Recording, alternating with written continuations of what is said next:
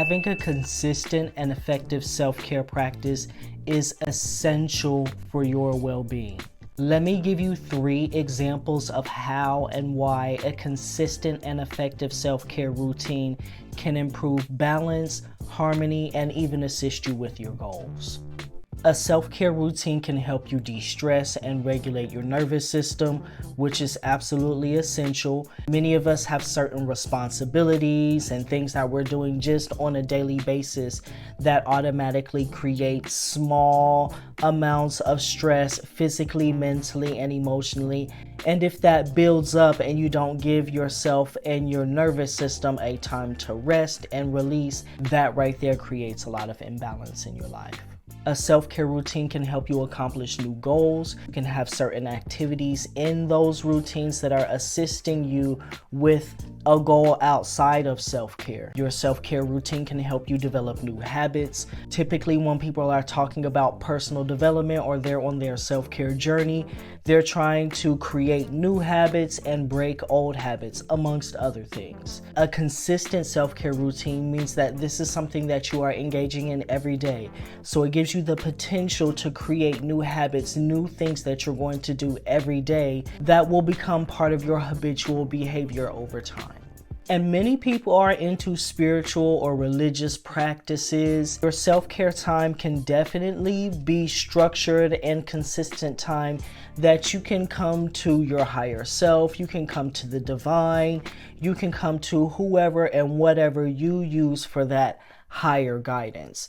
That's a perfect time to pour into yourself and tap into your spirituality or your religion. I'll talk more about this in the Learning Myself workshop series. It's a 5-part workshop that takes you through establishing your needs and priorities as a foundation in your life. People are giving their time, attention, and energy to people, places, situations, whatever that are not serving them well. And creating an effective self-care routine is one of the workshops in there. But I talk about what is an effective self-care routine. An effective self-care routine has 3 parts.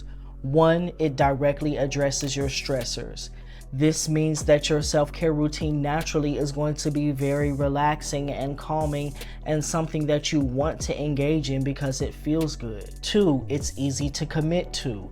It doesn't feel like a chore or something else that you have on your to-do list. It's something that you actually do want to do and that you do want to come to. To me, this means that that practice calls to you.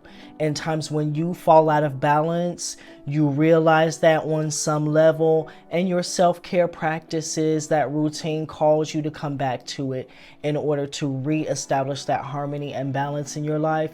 But that only happens if you can commit to your self-care routine. And that means that if your routine is too complicated or too long, or just includes activities that you really don't want to do, then you're not going to do it. 3, it fits your lifestyle. It kind of goes along with number 1 and number 2, but the activities inside of your self-care routine should fit you and your lifestyle. Sometimes we try out different things, or we hear about things in an article or just by word of mouth, or we know a friend who does something. It's perfectly okay to experiment around and try things out, but be honest with yourself. If you find that an activity really does not fit your lifestyle for whatever reason, it has characteristics, once again, it's too long, it's too complicated, it's just not fitting with you, it's okay to release and make space for things that actually are serving you well and that allow you to increase your level of commitment and engagement with your self-care routine. Once again, if you're not actually engaging with those practices, then you're not getting the benefits. So I want to give you a few examples of how I would create a self-care routine and activities that I would engage in for different situations. I think maybe this would make things a bit more concrete and clear. And once again, your self-care routine may have completely different activities, may be structured a different way. I don't think that anybody's self-care routine needs to look like X, Y, or Z, or has to look like someone else's self-care routine. It just has to have those 3 criteria that I previously talked about. Number 1 is going to be for anxiety relief. For me, when I get anxious, one thing that I do is I pace a lot. So I would want a healthy way of dealing with that physical energy. So I would go on a walk or a run. This is once again something very easy to commit to. It's something that I enjoy doing. It doesn't have to take too long. It could honestly be a 5-minute walk when I'm in a rush. It could be a 15-minute walk when it's just a normal everyday. And then maybe it's an even longer walk when I really just have time and I'm like, okay, well, I would just like to go for a walk. Next, I would do a breathwork session.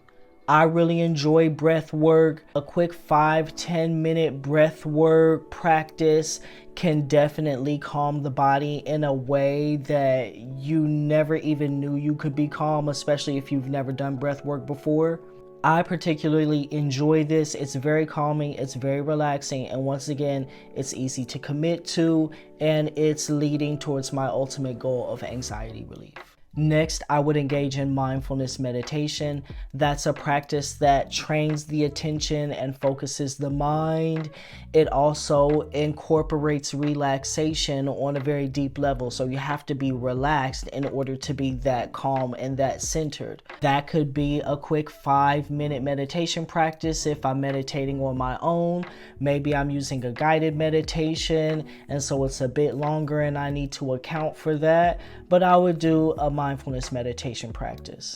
At the end, I would do gratitude journaling. It's a more active way to engage my mind, allows me to bring in some different elements each day as I am thinking about the things that I'm appreciative for or grateful for in my life.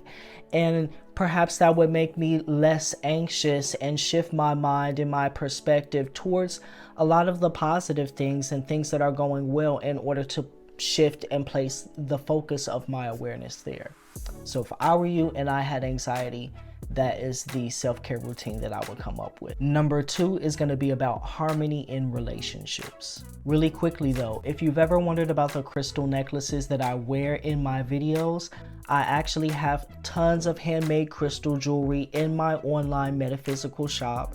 It's all made by yours truly. There's also hand-rolled incense that are coated in crystals. I'll put a link in the description box below. Check me out at HIYERAlignment.com. And on to the second routine. If I had a goal of increasing the harmony in my relationships in my life, maybe I'm trying to improve my relationship with myself, someone in my friend group or my family group, maybe I would be trying to manifest a new lover, but my overall goal is to create more harmony and balance in my relationships. This is what I would do. I particularly like yin yoga right now in my life, so I would probably begin with the 5 or 10 minute yin yoga session.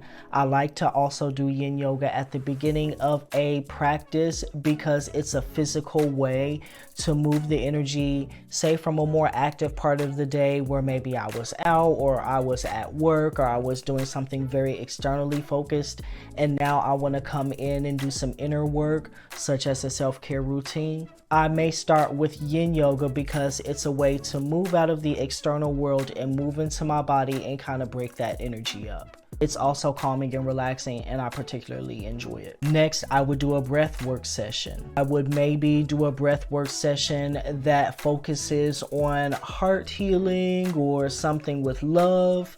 If not, maybe honestly, I may just do a general relaxation session or just whatever topic I felt like doing that day. I would allow myself some shift and some change and a little bit of flexibility there, but I would definitely get in a breathwork session. Next, I would personally do yoga nidra because I like meditation practices.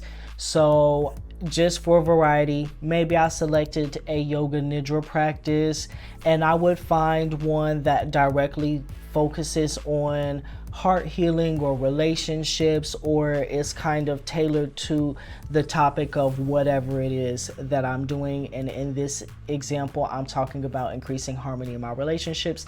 So I would pick one that was appropriate to the situation that I was in. And then at the end, I would do journaling. This would be time for self-reflection.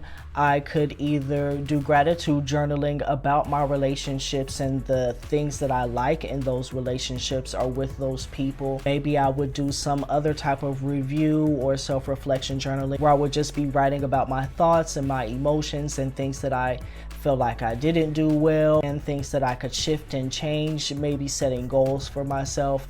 But I think that if I was trying to increase harmony in my relationships, I would want a practice that is going to specifically allow me to think about those details in those situations and what and how I could shift and change things.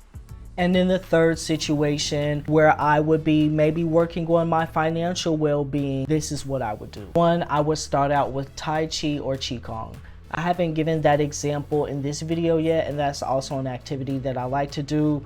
Similar to the yin yoga, I like to do something physical as my first activity, often to shift the energy in my body and shift the energy in my mind in a very intentional way from the outside world and come inside. Tai Chi or Qigong, I like how it shifts and moves the energy in your body, and perhaps I would be relating that to shifting and moving the energy in my finances, and also doing something that I don't often do.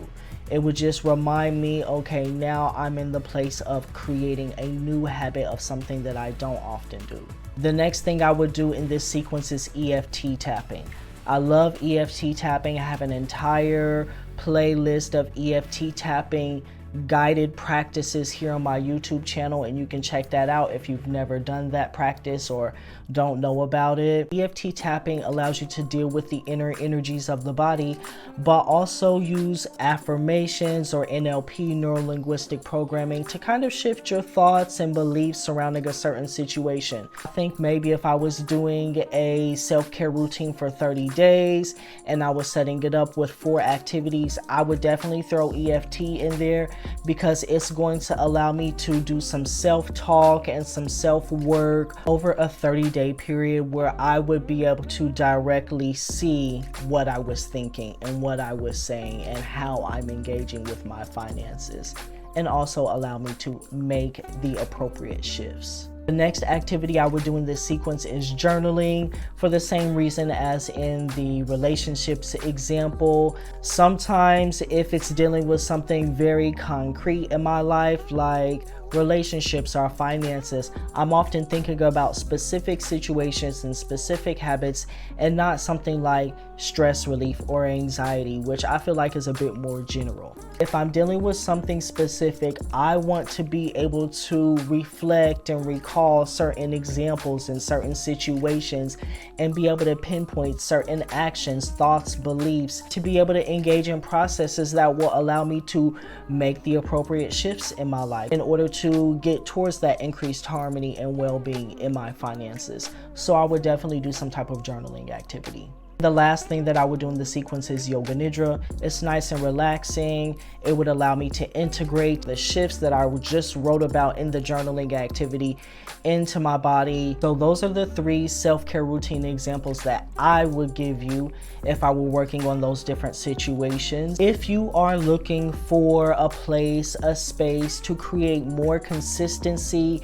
in your self-care routine, come on and join Sacred Sunday Space. It is my private virtual self-care group that I host through Zoom. I do it 2 times a month, so it's a very easy and flexible. It's no cameras, come as you are, no one's gonna see you. You're gonna have time to set up your sacred space, cleansing the area in your home, set up your yoga mat, and I will guide you through the self-care routine that I create. It typically includes things like journaling prompts, yin yoga, breath work, guided meditations, yoga nidra. There very much is a big difference between talking the talk and walking the walk. If you don't engage with those activities on a consistent basis, then you're not going to be getting the benefits of those activities.